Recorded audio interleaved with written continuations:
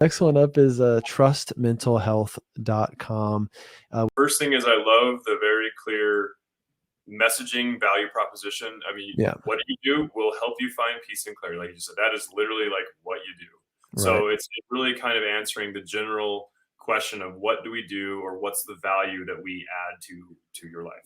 Let's get started now. Let's click it. Let's see what it means. I actually like opening in new tabs, depending on the situation, because it just allows them to go back to where they were pretty easily. Going in there, you can schedule online, you can call right away, you can fill out a very simple form. As you click schedule online, it pops up an Acuity scheduling widget.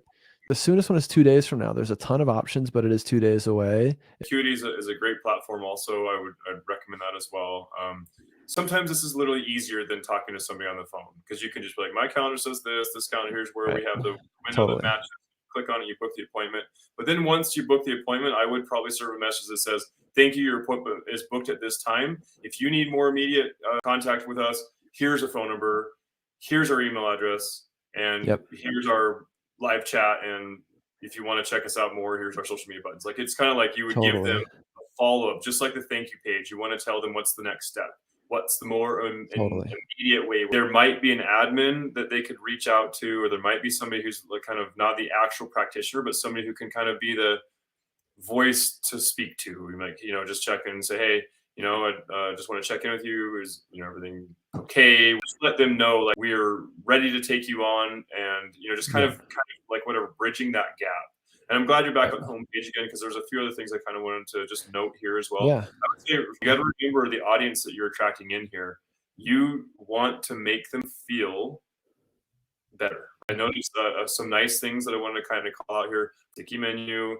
Make sure you have a call. The same, I kind of like how it says we're accepting new patients at this time, and then it says click to get started. That's like a nice little call to action, but I don't know that it's needs to be exactly right there, but that's fine. Image is accepting new clients within 48 hours, right below that. And it's a really strong, important point. So I see why I'm not like opposed to redundancy. Some people are like, no redundancy, but I'm actually like, people just don't read everything. So you sometimes do have to place things in multiple places, but you don't want to overdo it. When it comes to website visitation, the About Us page is generally the second or third most visited page. The About Us page is super, super important, because people want to know about the people and the story behind the brand, behind the business.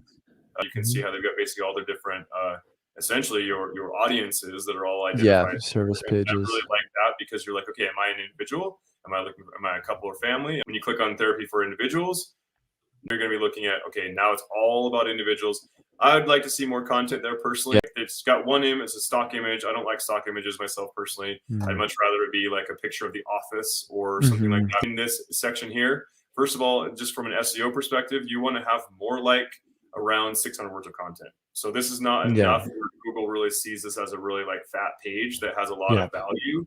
It's just kind of a quick little snippet of content. But I would also include in there a little bit more imagery. Like, this is good because it does show you kind of like a visual.